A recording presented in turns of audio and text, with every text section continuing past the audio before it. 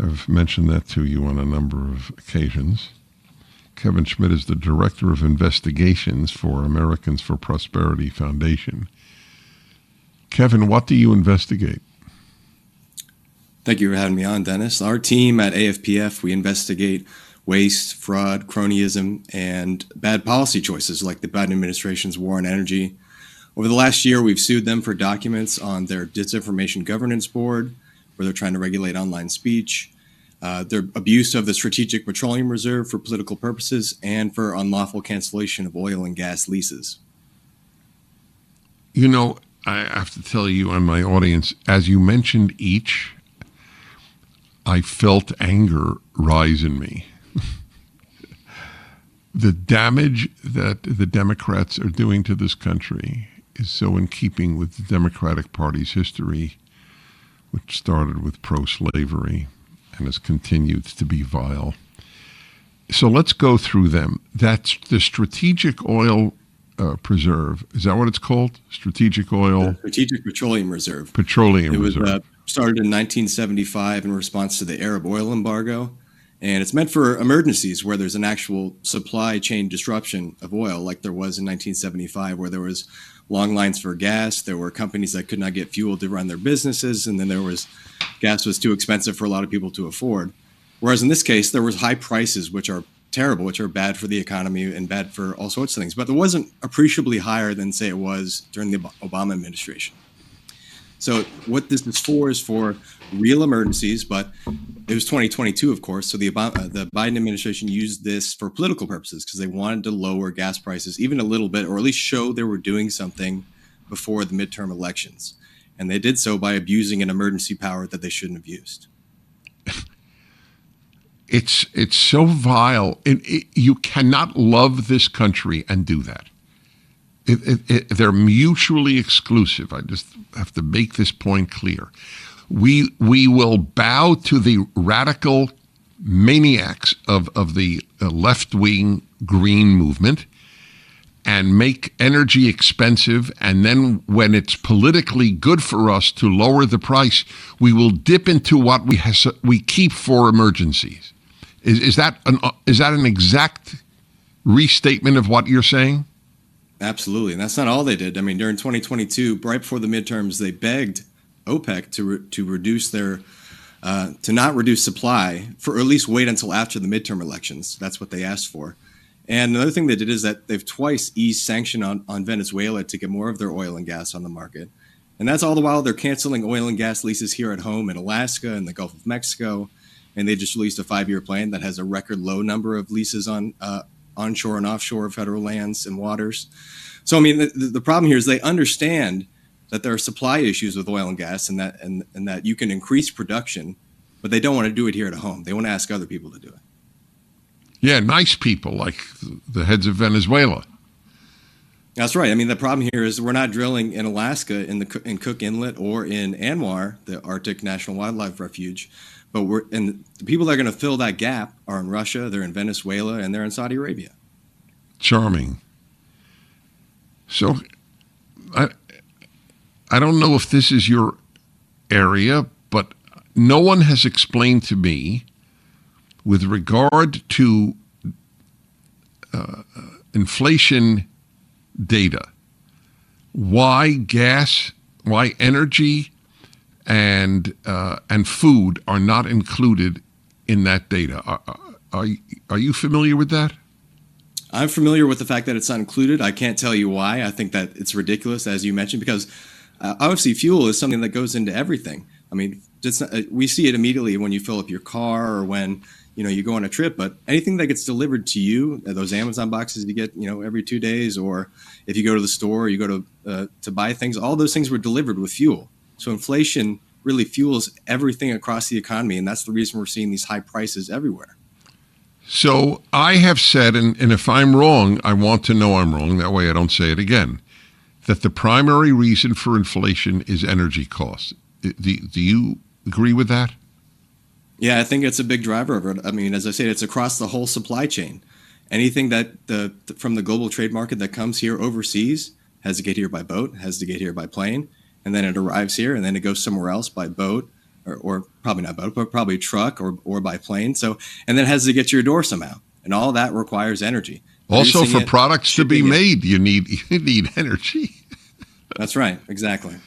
But it's not included in the inflation data.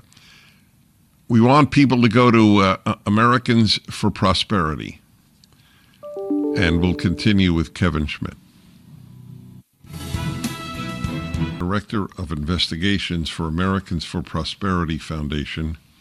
That's americansforprosperity.org.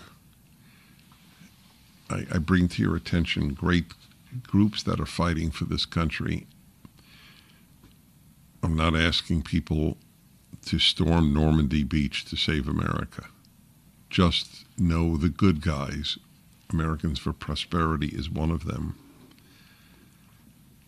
What is the real inflation rate, in your opinion? It's hard to say. I mean, it's probably math that's above my head. What I can tell you is that the cancellation of oil and gas, the general war on energy is not helping. And I think it's incredible about what's happened recently, just 2 months ago, the Biden administration canceled an oil and gas lease in the Arctic National Wildlife Refuge. And what's amazing about that is that lease sale was required by federal law.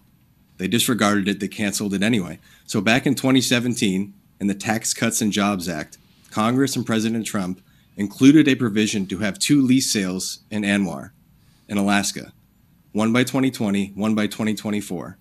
And this Department of Interior said, they paused it for 3 years while Biden's been in office.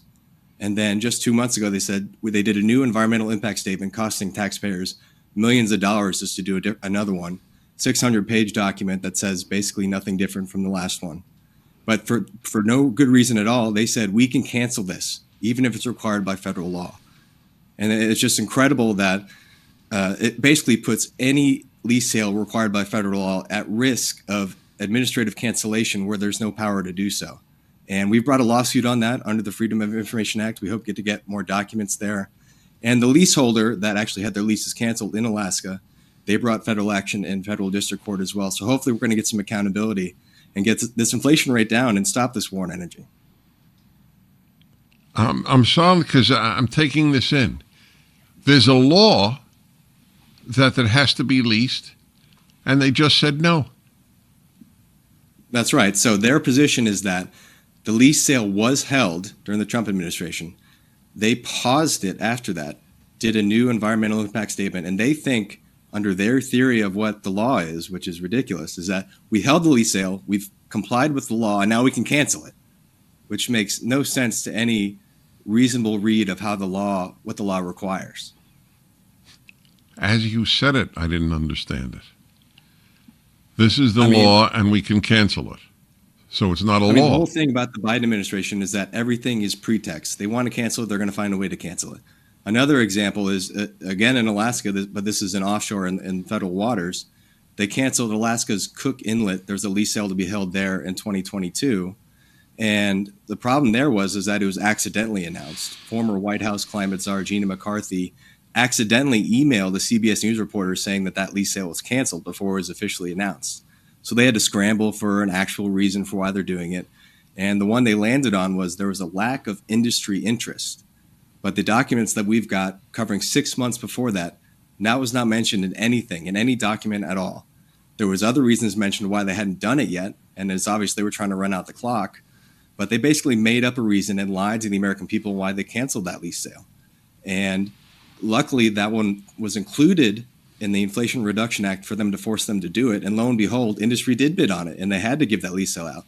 But the problem here, and this is where permitting comes in, is that the Cook Inlet lease sale, which has been bid out, someone bid on it. Now the environmentalists have brought it to court under the National Environmental Policy Act. We're not going to see anything about that for another 3 or 4 years at earliest. When you said that they lied about it, that there was no industry interest in drilling there, I didn't interrupt you because I wanted you to finish, but what I would have said then, I'll say now. The reason that they lie on the left is, A, truth is not a left-wing value. as I have said for all of my career. But there is another reason. Why isn't it a value? There's always something more important. Saving the world from existential destruction is more important than truth. And a moral case can be made. If I'm saving humanity from extinction versus telling the truth, which is more important? That's what they do on every issue, and that's apparently what they've done on this. So you take them to court. Do you have lawyers? I mean, what do you do? Yeah, we have an in-house team of lawyers that specialize in these sort of document cases. And what's going to happen here is we sued them last week. Well, they'll have 30 or 60 days to file an answer in the federal court, and then we'll negotiate a production schedule where they'll have to give us a certain amount of records every month. And then from there, they'll give it to us, and we'll probably have to fight over certain issues. Usually the issues that we run into is that they'll try to blank out whole pages or withhold pages or not meet their production deadlines, and then we'll have to fight about that in front of a judge, usually in a hearing or in motions for summary judgment. Have you done this already? Have you appeared before a judge yet on any of these issues? So most of them don't get to a judge in these cases unless there's discrete issues. So, for example, in the Disinformation Governance Board case, they've completed production. Hold on. Now I am interrupting. Forgive me. Disinformation Governance Board. Yes. Okay. You're sure you're not citing Orwell? And it sounds like that, right? And that was the problem that we were interested in. So the background on that is that during 2022, the Department of Homeland Security tried to stand up what they called was a Disinformation Governance Board. And it was supposed to address what they call misinformation, disinformation. And the last one, which is incredible, is malinformation, which is information that is true, but they don't like how it's used. Malinformation. You're terrific, Kevin. So is your organization. You want people to just go to AmericansForProsperity.org? That's what you're asking? That's right. Thank you so much, Dennis. Thank you so much. You're fighting. Please, folks, it's all you need to do.